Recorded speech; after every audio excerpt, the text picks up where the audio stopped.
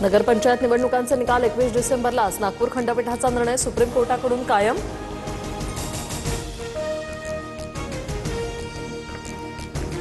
मुंबईतील मतदार यादीत 10 ते 12% दुबार नावं. बीएमसी 10 डिसेंबरपर्यंत पडताळणी करणार. 80,000 संशयास्पद नावांच्या नमुन्यांची तपासणी होणार. भाजप देवाभाऊमय आहेच, पण राज्यातील इतर पक्षही फडणवीसांच्या इशाऱ्यानेच चालतात. मंगलप्रभात लोढांचं खळबळजनक वक्तव्य. निवडणुकीनंतर सगळं विसरायचं असतं. कल्याण डोंबिवलीतील काही प्रवेशांबाबत आक्षेप घेतला. याबाबत वरिष्ठ मंडळी चर्चा करून निर्णय घेतील. रवींद्र चव्हाण यांची माहिती. महायुतीतला संघर्ष मिटला पाहिजे. एकदा मन दुभंगली की एक होणं अवघड. संजय शिरसाट यांचं विधान.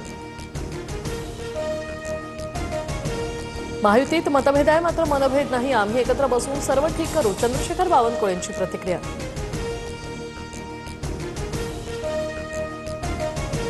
तक्रारी मागे घेणार नाही. मी प्रश्न उपस्थित केले. उत्तर देण्याबाबत रवींद्र चव्हाणांनी ठरवावं. निलेश राणेंची प्रतिक्रिया.